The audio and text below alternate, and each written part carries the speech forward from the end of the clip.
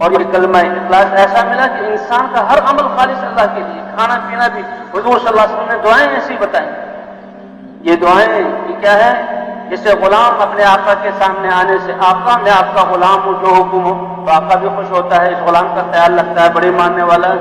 تو یہ ہم بندے ہیں اللہ کے، ہم مربوب ہیں، وہ رب ہیں، ہم مرزوق ہیں، وہ رزاق ہیں، ہم حفاظت کے محتاج ہیں، اللہ ہماری حفاظت کرنے والے ہیں. تو اس کے لیے اب ہم ہر وقت اللہ، اس کے لیے حضور صلی اللہ علیہ وسلم نے ہر عمل کی دعائیں بتائیں. کھانا کھانے کی دعا بھی کہ کھانے کے وقت بھی اس کی توجہ اللہ کی طرف جائے، کپڑا پہننے کے وقت کی دعا بھی، حتیٰ کہ نیند سے اٹھنے کی دعا بھی، اور رات کو جو ہے اٹھا پریشان ہو گیا اس وقت کی دعا بھی کہ اللہ کی طرف. خالد بن ولید رضی اللہ تعالیٰ عنہ کتنے بہادر، یا رسول اللہ، رات کو ایسے ڈراؤنے خواب آتے ہیں کہ ہولناکیوں کی وجہ سے میں پریشان ہوتا ہوں.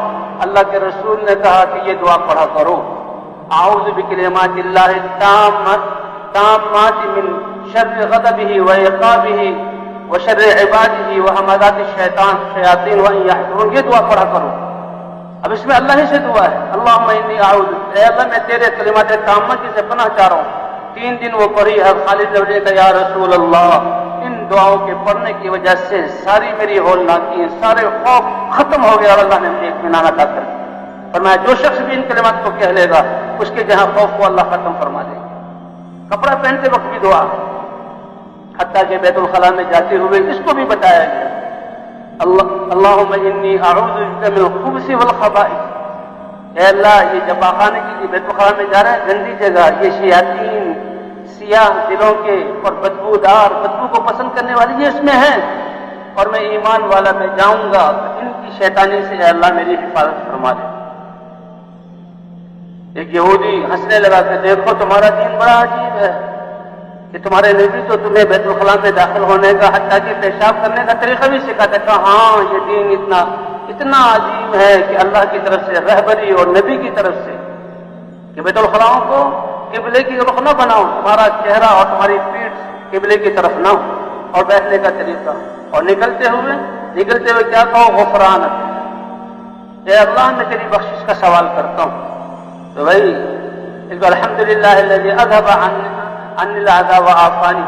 اے اللہ، یہ جو آپ نے اتنی بڑی گندگی سے مجھے نجات دے دی، میرے جسم کو ہلکا کر دیا، اے اللہ تمام تعریف کے لیے ہیں. اور غفرانک، اے اللہ میں تیری مغفرت چاہتا ہوں. تو کیا مطلب مغفرت کا؟ علماء بتاتے ہیں کہ دل کا اللہ کی طرف متوجہ ہونا یہ تو 24 گھنٹے مسلمان کو فرض ہے کہ وہ دل میں اللہ مجھے دیکھ رہا ہے، اللہ میرے ساتھ ہے، میں اللہ کا بندہ ہوں. لیکن زبان سے ذکر اس کا بھی حکم ہے. لیکن بیت الخلاء میں گیا ہے بدبو والی جگہ، ناپاکی والی جگہ، اور یہ انسان کی ضرورتوں میں سب سے گھٹیا ضرورت ہے، تو یہاں زبان کو بند رکھا. اب باہر جو آئے ہیں، اے اللہ، جہاں مجبوری اور ضرورت کی وجہ سے جو میری زبان تیرے ذکر میں مشغول نہ رہ سکی، اے اللہ میں اس کی بھی معافی چاہتا ہوں. تو اللہ کے رسول صلی اللہ علیہ وسلم نے تو ہمارے 24 گھنٹے کو اتنا قیمتی بنایا کہ اتنا وقت بھی اگر زبان سے ذکر منقطع ہو گیا اور مجبوری کی وجہ سے اور وہاں ذکر نہیں کر سکتے تھے، اس پر بھی کہتے ہیں اے ایمان والے تو اللہ سے مغفرت کا سوال کر. تو ہم اپنی مجلسوں کو دیکھ لیں، گھنٹوں اور کتنی ہماری مجلسیں اللہ کے ذکر سے غافل ہوتی، اللہ کا ذکر کے رواں جہاں اس کے اللہ کی طرف متوجہ، اور 24 گھنٹے اللہ کا دھیان، اللہ کے احکام کے ساتھ اللہ کا ذکر.